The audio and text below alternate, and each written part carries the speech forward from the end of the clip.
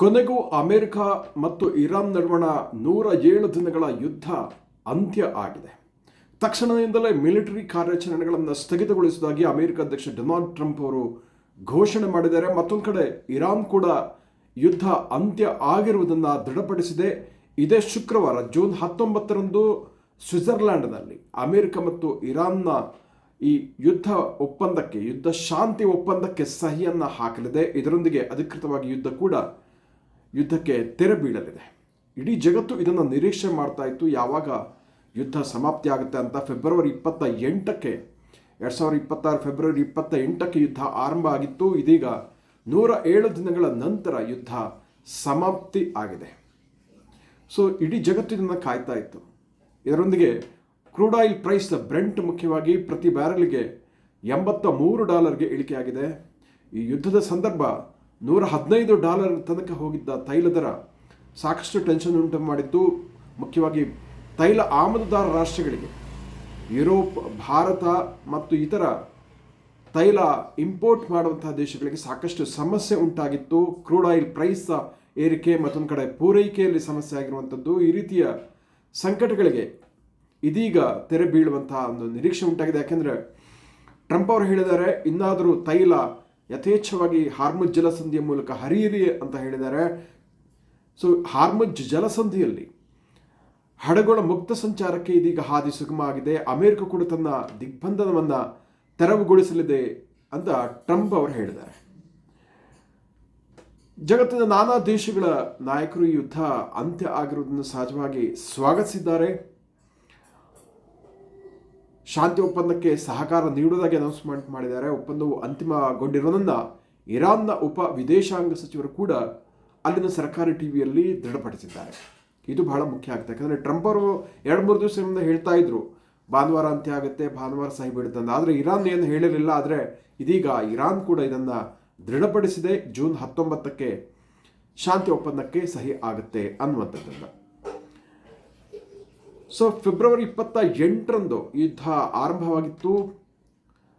ತೈಲ ಸಂಚಾರಕ್ಕೆ ಪ್ರಮುಖವಾಗಿದ್ದಂತಹ ಅಂದರೆ ಪರ್ಷಿಯನ್ ಗಲ್ಫ್ನಿಂದ, ಈ ಗಲ್ಫ್ ರಾಷ್ಟ್ರಗಳಿಂದ ಯಾವೆಲ್ಲ ತೈಲ ಮತ್ತು ಅನಿಲ ಸಾಗಣೆ ಆಗ್ತಾ ಇತ್ತು ಏಷ್ಯಾ ಮತ್ತು ಇತರ ದೇಶಗಳಿಗೆ, ಯುರೋಪಿಗೆ, ಈ ಹಾರ್ಮುಜ್ ಜಲಸಂಧಿ ಪರ್ಷಿಯನ್ ಕೊಲ್ಲಿ ಮತ್ತು ಹಿಂದೂ ಮಹಾಸಾಗರಕ್ಕೆ ಲಿಂಕನ್ನು ಕಲ್ಪಿಸುವಂತಹ ಅಗಲಕ್ಕಿರಿದಾದಂತಹ ಅಂತಾರಾಷ್ಟ್ರೀಯ ಜಲಮಾರ್ಗ, ಅದನ್ನು ಇರಾನ್ ಬಂದ್ ಮಾಡಿತ್ತು. ಮತ್ತೊಂದು ಕಡೆ ಅಮೆರಿಕ ಕೂಡ ಇರಾನ್ನ ತೈಲ ಹೋಗದಂತೆ ತನ್ನ ದಿಗ್ಬಂಧನವನ್ನು ಹೇರಿತ್ತು. ಇದರ ಪರಿಣಾಮವಾಗಿ ಸಾಕಷ್ಟು ಕಷ್ಟ ಆಗಿತ್ತು. ಭಾರತದ 3 ನಾವಿಕರು ಕೂಡ ಇತ್ತೀಚೆಗೆ ಅಮೆರಿಕದ ದಾಳಿಯ ಹಿನ್ನೆಲೆಯಲ್ಲಿ ಮೃತಪಟ್ಟಿರುವುದನ್ನು ನಾವು ನೋಡಿದ್ವಿ. ಭಾರತ ಕೂಡ ಇದಕ್ಕೆ ತನ್ನ ಪ್ರೊಟೆಸ್ಟನ್ನು ಸಲ್ಲಿಸಿತ್ತು.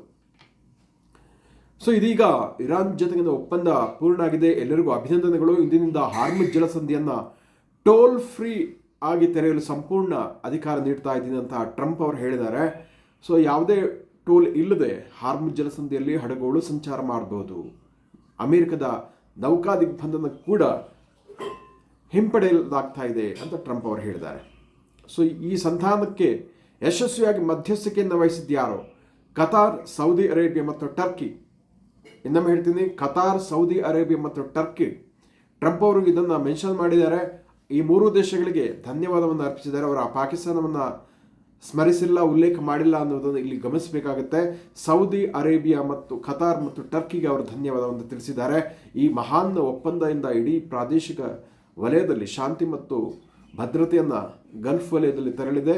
ಅನೇಕ ಅಧ್ಯಕ್ಷರು ಇರಾನ್ ಜೊತೆ ಶಾಂತಿ ಒಪ್ಪಂದಕ್ಕೆ ಶಾಂತಿ ಸ್ಥಾಪನೆಗೆ ಪ್ರಯತ್ನ ಮಾಡಿದರೆ, ಆದರೆ ವಿಫಲ ಆಗಿತ್ತು. ಈ ಪ್ರದೇಶದ ನಾಯಕರು ಮೊದಲ ಬಾರಿಗೆ ತಮಗೆ ನಿಜವಾದ ಶಾಂತಿಯನ್ನು ಸಾಧಿಸಲು ಸಹಾಯ ಮಾಡುವ ಅಧ್ಯಕ್ಷರನ್ನು ಕಂಡುಕೊಂಡಿದ್ದಾರೆ. ಶುಕ್ರವಾರ ಒಪ್ಪಂದಕ್ಕೆ ಸಹಾಯ ಆಗಿದ ನಂತರ ಈ ಹಾರ್ಮುಜ್ ಜಲಸಂಧಿಯಲ್ಲಿ ಮೈನ್ಗಳನ್ನೆಲ್ಲ, ಅಂದರೆ ಅಲ್ಲಿನ ಸ್ಫೋಟಗಳನ್ನು ತೆಗೆದುಹಾಕುವ ಉದ್ದೇಶಕ್ಕಾಗಿ ಜಲಸಂಧಿಯನ್ನು ತೆರೆಯಲಾಗ್ತಾ ಇದೆ. ಈ ಪ್ರದೇಶದಲ್ಲಿ ಮತ್ತೆ ಇಡೀ ಜಗತ್ತಿಗೆ ತೈಲ ಹರಿಯಲಿ ಅಂತ ಟ್ರಂಪ್ ಅವರು ಹೇಳಿದ್ದಾರೆ. ಟರ್ಕಿ ಅಧ್ಯಕ್ಷ ರೆಸಿಪ್ ಎರ್ಡೋಗನ್ ಅವರು ಕೂಡ ಈ ಒಪ್ಪಂದವನ್ನು ಸ್ವಾಗತಿಸಿದ್ದಾರೆ. ಇಡೀ ಜಗತ್ತಿಗೆ ಬಹಳ ದಿನಗಳಿಂದ ಅಗತ್ಯವಿದ್ದ ಈ ಸುದ್ದಿಯು ಜಾಗತಿಕ ಶಾಂತಿಗೆ ದಾರಿ ಮಾಡಿಕೊಡುತ್ತೆ ಅಂತ ನಾನು ಪ್ರಾಮಾಣಿಕವಾಗಿ ಬಯಸ್ತೀನಿ ಅಂತ ಟರ್ಕಿ ಅಧ್ಯಕ್ಷರು ಹೇಳಿದ್ದಾರೆ. ಇರಾನ್ನ ಉಪ ವಿದೇಶಾಂಗ ಸಚಿವರು ಭಾನುವಾರ ಕಾಜಮ್ ಗರಿಬಾಬಾದಿ ಅವರು ಕೂಡ ಈ ಒಪ್ಪಂದ ಆಗಿರುವುದನ್ನು ದೃಢಪಡಿಸಿದ್ದಾರೆ. ಸೊ ಇದರೊಂದಿಗೆ ಈ ಯುದ್ಧ ಅಂತ್ಯ ಆಗ್ತಾ ಇದೆ. ಡೊನಾಲ್ಡ್ ಟ್ರಂಪ್ ಅವ್ರಿಗೂ ಇದೇ ಡಿಸೆಂಬರ್ 28ಕ್ಕೆ 80ನೇ ವರ್ಷಕ್ಕೆ ಅವರು ಪದಾರ್ಪಣೆ ಮಾಡ್ತಾ ಇದ್ದಾರೆ. ಸೊ ಇದೊಂದು ಅದಕ್ಕಿಂತ ಮುಂಚೆ ಯುದ್ಧ ಅಂತ್ಯ ಆಗ್ತಾ ಇರುವಂಥದ್ದು ಅವ್ರಿಗೂ ಕೂಡ ಒಂದು ರಿಲೀಫನ್ನು ಕೊಟ್ಟಿದೆ. ಜೊತೆಗೆ ಇಸ್ರೇಲ್ ಲೆಬನಾನ್ ವಿರುದ್ಧ ತೀವ್ರವಾದಂತಹ ದಾಳಿಯನ್ನು ಕಂಟಿನ್ಯೂ ಮಾಡ್ತಾ ಇತ್ತು. ಸೊ ಈ ಒಪ್ಪಂದದ ಪ್ರಕಾರ ಲೆಬನಾನ್ ವಿರುದ್ಧ ಕೂಡ ಇಸ್ರೇಲ್ ತನ್ನ ಯುದ್ಧವನ್ನು ಅಂತ್ಯಗೊಳಿಸಬೇಕಾಗತ್ತೆ. ಸೊ ಈ ಎಲ್ಲ ಅಂಶಗಳು ಇರ್ಬೋದು ಅಂತ ನಿರೀಕ್ಷೆ ಮಾಡಲಾಗ್ತಾ ಇದೆ. ಜೊತೆಗೆ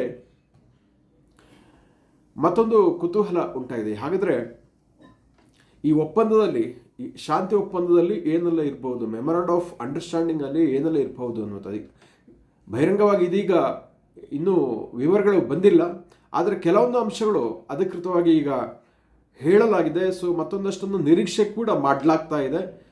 ಮೊದಲನೇದಾಗಿ ಮಿಲಿಟರಿ ಕಾರ್ಯಾಚರಣೆಗಳನ್ನು ತಕ್ಷಣ ಅಂತ್ಯಗೊಳಿಸುವಂಥದ್ದು. ಅಮೆರಿಕ ಮತ್ತು ಇರಾನ್ ನಡುವೆ ಈ ಒಂದು ಹಾಗೆತನ ಎಲ್ಲ ಕಡೆ ಎಲ್ಲ ರಂಗಗಳಲ್ಲೂ ಇದೆ. ಜೊತೆಗೆ ಲೆಬನಾನ್ ಜೊತೆ ಕೂಡ ಇತ್ತು. ಸೊ ಈ ಎಲ್ಲ ಮಿಲಿಟರಿ ಕಾರ್ಯಾಚರಣೆಗಳನ್ನು ತಕ್ಷಣವೇ ಮತ್ತು ಕಾಯಮಾಗಿ ನಿಲ್ಲಿಸುವಂಥದ್ದು ಇದು ಬಹಿರಂಗವಾಗಿ ಹೇಳಿದ್ದಾರೆ ಕೂಡ. ಅದು ಒಪ್ಪಂದದಲ್ಲಿ ಕೂಡ ಇರುತ್ತೆ. ಎರಡನೇದಾಗಿ ಹಾರ್ಮುಜ್ ಜಲಸಂಧಿ, ನಿರ್ಣಾಯಕವಾದಂತಹ ಸ್ಟೇಟ್ ಆಫ್ ಹಾರ್ಮುಜನ್ನು ಮತ್ತೆ ರೀಓಪನ್ ಮಾಡುವಂಥದ್ದು. ಯುದ್ಧದ ಕಾರಣದಿಂದ ಮುಚ್ಚಲ್ಪಟ್ಟಿತ್ತು ಈ ವಿಶ್ವದ ಅತ್ಯಂತ ಪ್ರಮುಖ ಸಾರಿಗೆ ಜಲಸಾರಿಗೆ ಮಾರ್ಗ. ವಿಶ್ವದ 20% ಆಯಿಲ್ ಈ ಮಾರ್ಗದ ಮೂಲಕ ಹೋಗ್ತಾ ಇತ್ತು. ಅದನ್ನು ಮತ್ತೆ ರೀಓಪನ್ ಮಾಡಲಿಕ್ಕೆ ಕೂಡ ಉಭಯ ಬಣಗಳು ಒಪ್ಪಿದೆ.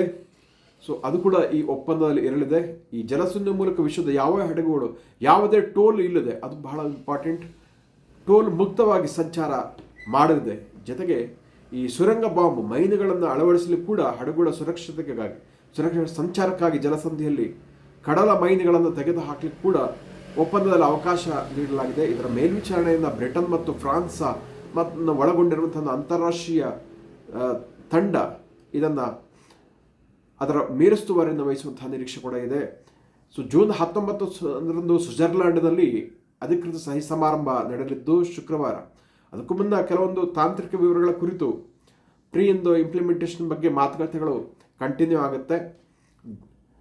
ಇನ್ನೊಂದು ಸಾಧ್ಯತೆಗಳ ಬಗ್ಗೆ ಹೇಳದಿದ್ರೆ, ಇರಾನ್ನ ಪರಮಾಣು ಕಾರ್ಯಕ್ರಮಕ್ಕೆ ಒಂದು ಬ್ರೇಕ್ ಬೀಳಬಹುದು ಅನ್ನುವಂಥದ್ದು. ಅಮೆರಿಕದ ಬೇಡಿ ಕೂಡ ಅದೇ ಆಗಿತ್ತು. ಇರಾನ್ ಯಾವ ಕಾರಣ ಕೂಡ ಪರಮಾಣು ಬಾಂಬನ್ನು ಮಾಡಲಿಕ್ಕೆ ನಾವು ಬಿಡಲ್ಲ ಅನ್ನುವಂಥದ್ದು.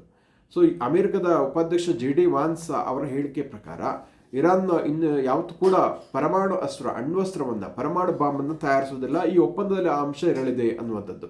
ಇರಾನ್ನ ಪರಮಾಣು ಕಾರ್ಯಕ್ರಮದ ಮೇಲೆ ಕಠಿಣ ನಿರ್ಬಂಧಗಳು ಇರಬಹುದು.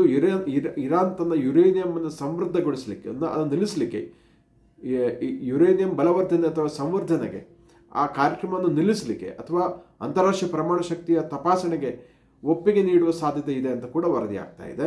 ಜೊತೆಗೆ ಅದಕ್ಕೆ ಪ್ರತಿಯಾಗಿ ಅಮೆರಿಕ ಏನು ಮಾಡುತ್ತೆ ಅಂದರೆ, ಇರಾನ್ ವಿರುದ್ಧದ ಈ ಸ್ಯಾಂಕ್ಷನ್ಗಳನ್ನು ತೆರವುಗೊಳಿಸುವಂಥದ್ದು. ತೈಲ ಹರೇಲಿ ಅಂತ ಟ್ರಂಪ್ ಅವರು ಹೇಳಿದ್ದಾರೆ. ಅದೇ ರೀತಿ ತೈಲ ಹರೇಲಿ ಅಂದರೆ ಗಲ್ಫ್ ರಾಷ್ಟ್ರಗಳು ಮತ್ತು ಸ್ವತಃ ಇರಾನ್ನಿಂದ ತೈಲ ಹೋಗಬೇಕಾಗುತ್ತೆ, ಮಾರಾಟಕ್ಕೆ ಅವಕಾಶ ಕೊಡಬೇಕಾಗುತ್ತೆ, ನಿರ್ಬಂಧಗಳನ್ನು ತೆರವುಗೊಳಿಸಬೇಕಾಗುತ್ತೆ. ಸೊ ಆ ರೀತಿಯ ಇಕನಾಮಿಕ್ ಸ್ಯಾಂಕ್ಷನ್ಗಳನ್ನು ಯಾವುದೆಲ್ಲ ಇರಾನ್ ವಿರುದ್ಧ ವಿಸಲಾಗಿತ್ತು ಅದನ್ನು ತೆರವುಗೊಳಿಸುವಂತಹ ಸಾಧ್ಯತೆ ಕೂಡ ಇದೆ. ಟ್ರಂಪ್ ಅವರು ಆ ಒಂದು ಮುನ್ಸೂಚನೆಯನ್ನು ಕೊಟ್ಟಿದ್ದಾರೆ. ಸೊ ಇದರೊಂದಿಗೆ ಕ್ರೂಡ್ ಆಯಿಲ್ ಪ್ರೈಸ್ ಇಳಿಕೆ ಕೂಡ ಹಾದಿ ಸುಗಮವಾಗಿದೆ. ಜೊತೆಗೆ ಪ್ರಾದೇಶಿಕ ಭದ್ರತೆ, ಮಿತ್ರ ಪಡೆಗಳ ನಿಯಂತ್ರಣ, ಇಸ್ರೇಲ್ ಸಾಕಷ್ಟು ಅಟ್ಯಾಕ್ ಮಾಡ್ತಾ ಇದೆ ಲೆಬನಾನ್ ವಿರುದ್ಧ.